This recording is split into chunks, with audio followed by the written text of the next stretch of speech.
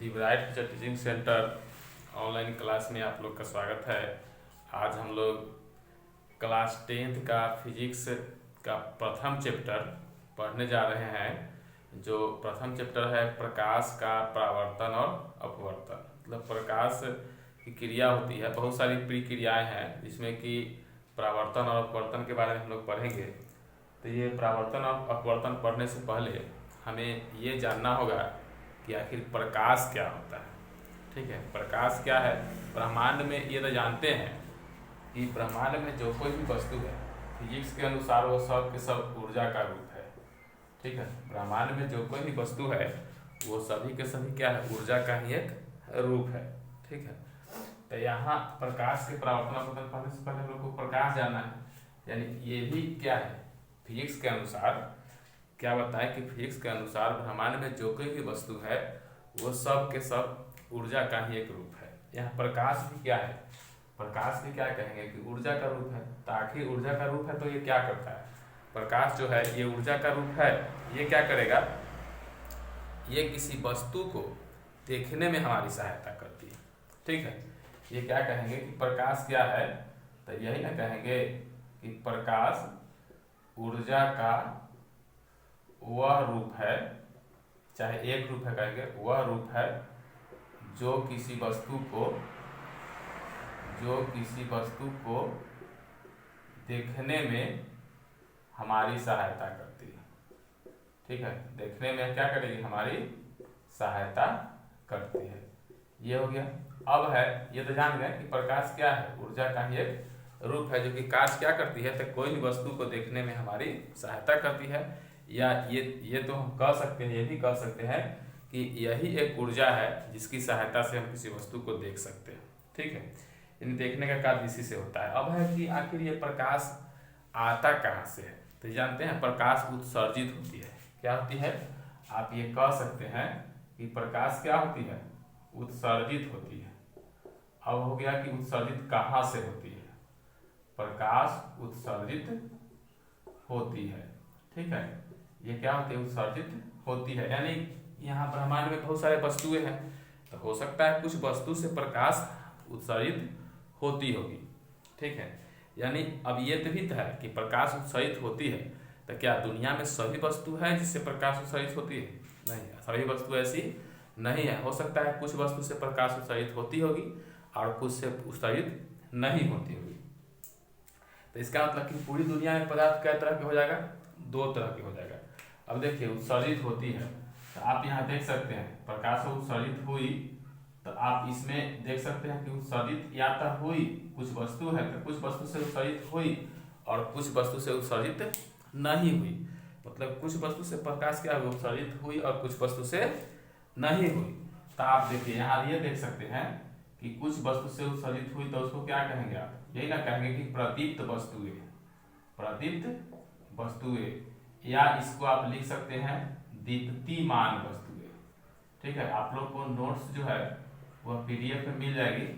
पहले आप यहाँ अच्छा समझेंगे कि प्रकाश क्या है, ब्रह्मांड में ही ये ऊर्जा का एक रूप है जो किसी वस्तु को देखने में हमारी सहायता करती है। ये प्राप्त कहाँ से होती है, ये उत्सर्जित होती है, किसी भी वस्तु से ये उत्सर्जित होती है। लेकिन यहाँ ध्यान रखना है कि सभी वस्तुओं से प्रकाश उत्सर्जित नहीं होती है। तो यानी कि कुछ वस्तु से प्रकाश उत्सर्जित होगी, कुछ से नहीं होगा। जिससे होगी उसको हम कहेंगे प्रदीप्त वस्तुएं, और जिससे नहीं होगी उसको कहेंगे अप्रदीप्त वस्तुएं। ठीक है, जिससे नहीं होगी उसे कहेंगे अप्रदीप्त वस्तुएं। अब यहाँ देखिए, ये तो जान गए जिससे प्रकाश उत्सर्जित हुई, जैसे किससे होता है, तारा से होता है, सूर्य से हो रहा है, तारा से हो रहा है। यहाँ आप देख सकते हैं प्रदीप्त वस्तु में क्या क्या आएगा, आप देख सकते हैं यहाँ क्या क्या होगा, सूर्य हो जाएगा, तारा हो जाएगा, फिर चंद्रमा से उत्सर्जित नहीं होती है, चंद्रमा से प्रकाश का रिफ्लेक्स करता है, तो ये सूर्य हो गया, तारा हो गया, आग से हमें मिलता है, जलता हुआ बल्ब है उससे भी प्रकाश मिलती है, तो ये सब प्रदीप्त हो गया। अब है अप्रदीप्त। अब देखिए यहाँ पे प्रदीप्त में जान कि जिससे प्रकाश निकलेगा उसे प्रदीप्त कहेंगे, और जिससे प्रकाश नहीं निकलेगा उसको कहेंगे हम लोग अप्रदीप्त। तो अब देखिए यहाँ पदार्थ को देखेंगे फिजिक्स में, तो फिजिक्स में हम पहले क्या देखें, दो तरह के वस्तु, एक से प्रकाश प्राप्त होती है, एक से प्रकाश प्राप्त नहीं होती है। तो प्रकाश प्राप्त होती है तो प्रदीप्त, नहीं होती है तो अप्रदीप्त। और जब यहाँ देखेंगे कि ये नहीं होती है, अप्रदीप्त है, तो अप्रदीप्त वस्तु में भी 3 प्रकार के। अब ये अप्रदीप्त है ताकि प्रकाश जो प्रदीप्त वस्तु से उत्सर्जित होती है, और वही प्रकाश जब अप्रदीप्त वस्तु के पास जाती है तो क्या करती है, इससे देखिए ये जो वस्तु है, मान लीजिए यहाँ सूर्य ही मान लीजिए, ठीक है, सूर्य, तारा, इससे प्रकाश निकल रही है क्योंकि ये प्रदीप्त वस्तु है। अब इससे जो प्रकाश निकली, अब इसके पास जाती है तो क्या फर्क पड़ता है, क्योंकि ये से प्रकाश तो निकलता नहीं है, प्रकाश इससे निकलता है, तो इससे निकला हुआ प्रकाश इसके पास जाएगी, 3 तरह की घटनाएं होगी उसमें। अब देखिए, एक हो जाती है पारदर्शी, मतलब कुछ पदार्थ ऐसा है कि इसके पास अगर प्रकाश आएगा तो उसको वो आर पार जाने देगा, तो उसको हम कहते हैं पारदर्शी। जैसे आप क्या क्या कह सकते हैं, जल, शीशा, ठीक है, ये हो गया। एक होता है पारभासी, मतलब जिससे इस पे जब प्रकाश आएगा तो आंशिक रूप से आर पार होगा, मतलब पूरा के पूरा पार भी नहीं होगा, पूरा के पूरा रोक भी नहीं सकेगा। जैसे आप कह सकते हैं इसमें घिसा हुआ कांच, घिसा हुआ कांच, इसमें धुंधला रूप में कुछ प्रकाश आर पार होगा तो आपको दिखाई देगा। देखिए घिसा हुआ कांच रहेगा ना, तो उससे कोई वस्तु को देखेंगे तो पूरा साफ नहीं दिखाई देगा, धुंधला दिखाई देगा। इसका मतलब कि उससे पूरा प्रकाश आर पार नहीं हो रहा है, कुछ मात्रा में प्रकाश आर पार हो रहा है। या तो आप तेल लगा हुआ कागज भी कह सकते हैं, ठीक है, तेल लगा हुआ कागज, ये हो गया, ये सब क्या हो गया, पारभासी हो गया। एक होता है अपारदर्शी, मतलब जिससे प्रकाश थोड़ा भी आर पार नहीं होता। तो अपारदर्शी क्या हो गया, जैसे आप मिट्टी में प्रकाश आर पार नहीं होता है, ठीक है, लोहा, इसमें भी आर पार नहीं होता है, दीवार, ईंट की दीवार अगर होगी तब शीशा की दीवार नहीं, ठीक है, ईटा की दीवार होगी अगर तब, अब शीशा की दीवार करेंगे तो उसमें प्रकाश आर पार हो जाता है, वो भी दीवार है। तो ये हो गया, यहाँ जान गए हम लोग, इतना सीख लिए। अब देखिए एक बात ये सीखना है, ये सब बात जो हम सीखते हैं किससे सीख रहे हैं, प्रकाश के बारे में सीख रहे हैं। किसमें सीख रहे हैं, प्रकाश के बारे में। प्रकाश के उत्सर्जित होती है और उत्सर्जित होती है तक कुछ वस्तु से उत्सर्जित होगी, उससे नहीं होगी, जिससे होगी प्रदीप्त, जिससे नहीं होगी उसे अप्रदीप्त। अप्रदीप्त 3 तरह के पदार्थ मिल जाता है। अब है कि यहाँ जो है ये सब हम लोग अध्ययन कर रहे हैं, फिजिक्स में अध्ययन करते हैं, फिजिक्स का पार्ट होता है। देखिए अब इन सभी बातों को अध्ययन करेंगे हम फिजिक्स में। अब फिजिक्स का जो पार्ट है उसमें हम लोग प्रकाश के बारे में अगर अध्ययन कर रहे हैं, ये जो कर रहे हैं इसको कहते हैं हम लोग प्रकाशिकी। क्या कहेंगे, प्रकाशिकी। ये सब किस में सीख रहे हैं हम लोग, प्रकाशिकी में सीख रहे हैं। देखिए अभी ये आप लोग का नोट्स नहीं है, ये आप देखिए बेसिक है।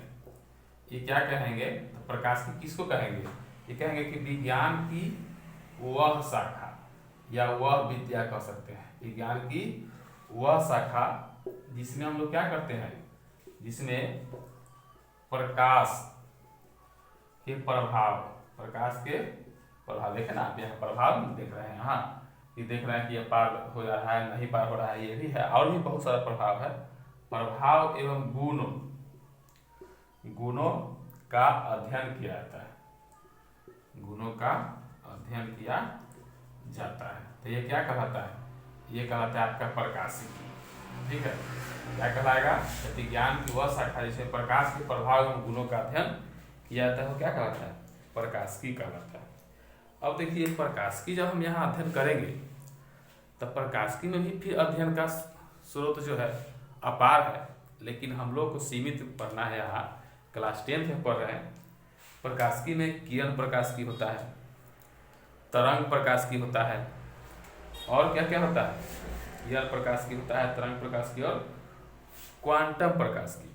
अब देखिए यहाँ यह देख सकते हैं, जैसे देखिए आप इन सब बातों को आप देख लिए मिटाते हैं, देखिए क्या उसके बाद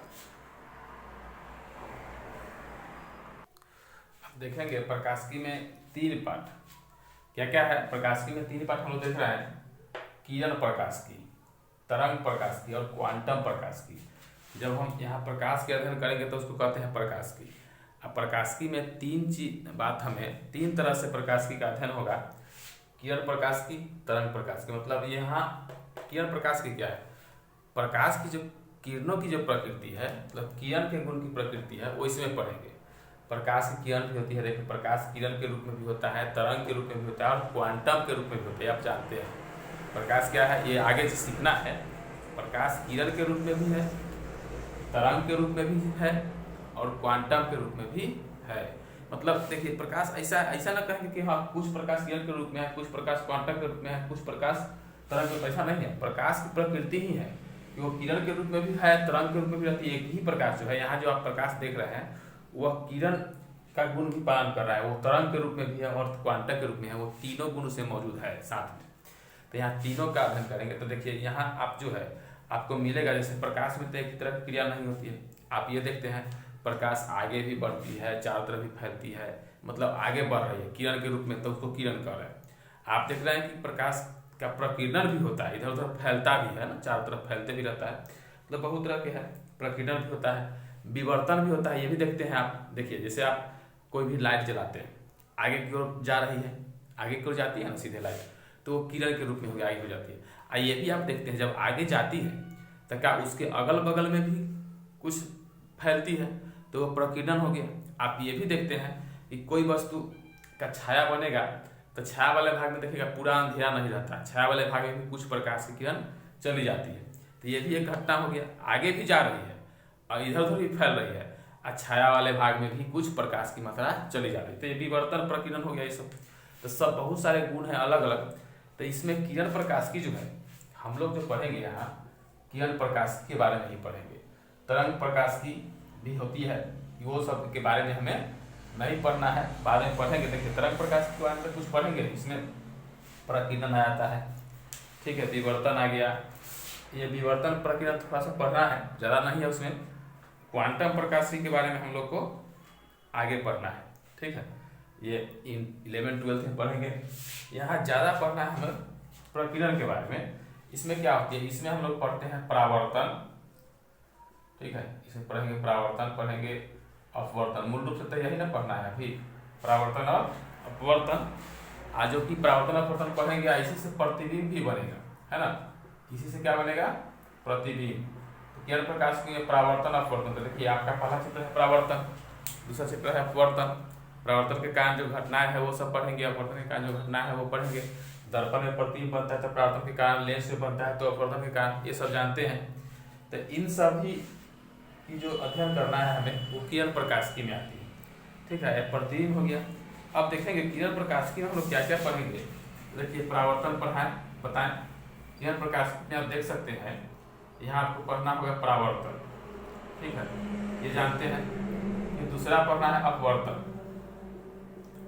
और फिर तीसरा इसमें पढ़ेंगे हम लोग पूर्ण आंतरिक परावर्तन, पूर्ण आंतरिक परावर्तन। तो ये भी परावर्तन का ही रूप है ना। तो देखिए इन सब चीजों को हम पढ़ेंगे किरण प्रकाश की, ठीक है, प्रकाश की। अब हम लोग को आगे जानना है। देखिए ये तो जान गए, ये आप लोग को जानेंगे कैसे कैसे हम लोग को पढ़ना है, ठीक है। अब देखिए परावर्तन जब पढ़ेंगे हम लोग, ठीक, अब परावर्तन पढ़ेंगे, पहले हम लोग एक सेट में परावर्तन पढ़ेंगे, उसका अपवर्तन पढ़ेंगे, पूर्णांतरिक परावर्तन पढ़ेंगे। थोड़ा सा बताता है परावर्तन अपवर्तन में क्या होता है। देखिए परावर्तन क्या है, तो जैसे कोई भी जो अपारदर्शी वस्तु आप देखते हैं तो उसे प्रकाश जब उस पर जाती है तो टकरा के रिटर्न होती है, ठीक है, टकरा के क्या होगी, रिटर्न होगी। तो रिटर्न होने की जो क्रिया हो गया, क्या हो गया, परावर्तन। आप देखते हैं दर्पण पर देखते हैं ना, लाइट जलाइएगा तो वो रिटर्न आपके घर आएगा।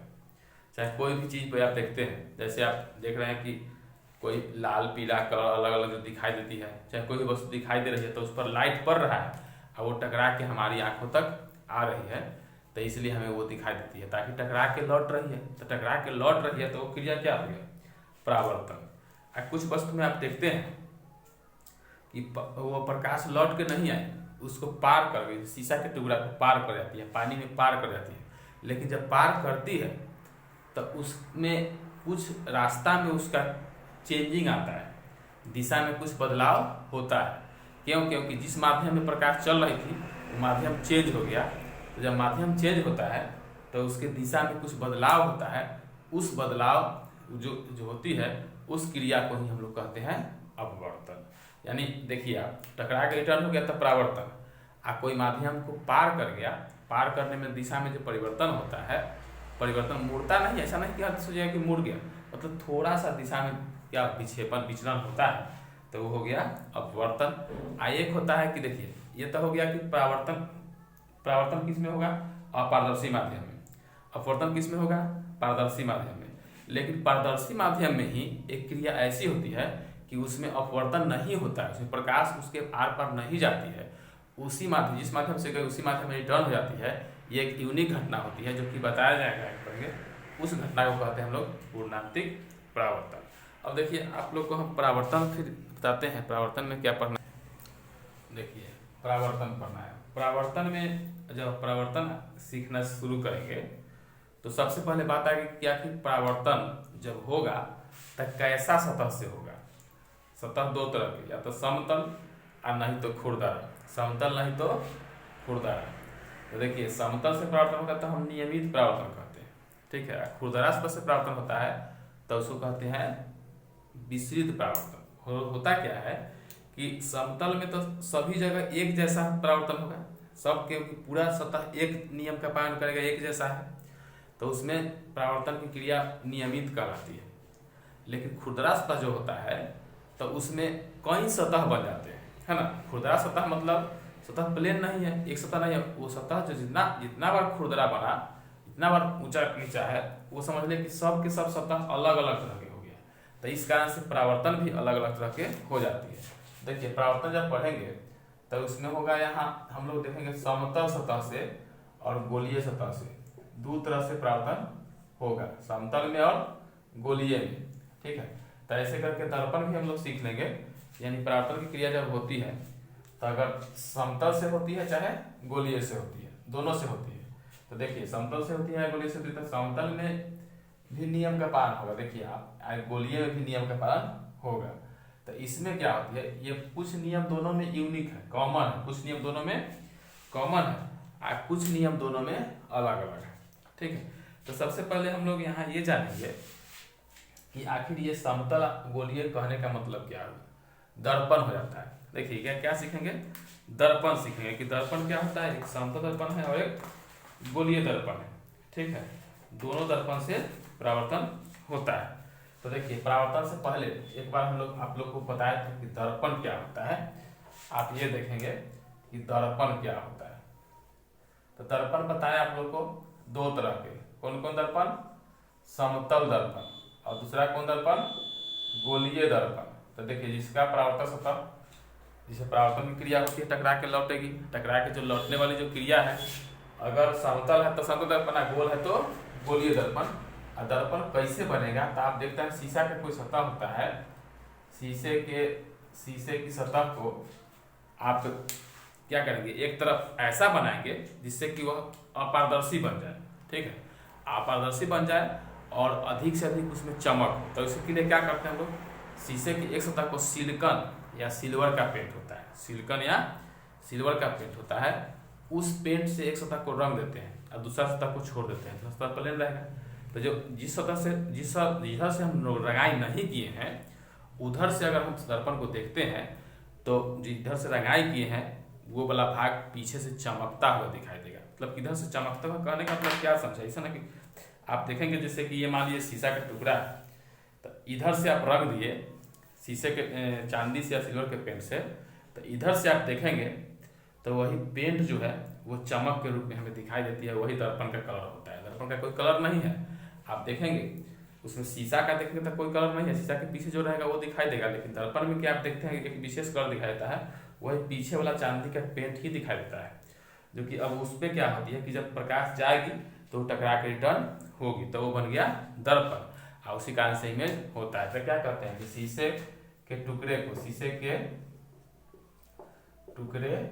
को, टुकड़े की एक सतह को, शीशे की टुकड़े को ऐसे आप कहिए ना, देखिए आप इस तरह से भी कह सकते हैं कि शीशे के टुकड़े को एक सतह से अगर हम लोग क्या कहेंगे, देखिए दर्पण में क्या लिखते हैं कि शीशे के टुकड़े की एक सतह को, अब टुकड़ा कैसा होना चाहिए, प्लेट की तरह, ठीक है, प्लेट जैसे आप देख सकते हैं, जैसे टेबल का जो फर्श होता है उस टाइप का अगर टुकड़ा है और उसके एक सतह को सिल्वर या सिलिकॉन पेंट से कलर कर दे या हम दूसरे सतह को प्लेन छोड़ दे, ठीक है, तो वह दर्पण बन जाएगा। ठीक है, अब है कि अब टुकड़ा है कैसा, अगर टुकड़ा प्लेन है तो वो बनेगा समतल दर्पण, टुकड़ा गोल है तो बनेगा गोलीय दर्पण। ठीक है, अब मान लीजिए ये वाला है, आप देख सकते हैं ये है शीशा का टुकड़ा, इसमें ये वाला चीज जो बना रहे हैं ना, ये रंगाई का हो गया, एक तरफ हम इसको कलर कर दिए तो इधर से तब प्लेन है, इधर से रंग दिए तो ये कौन दर्पण हो गया, ये हो गया समतल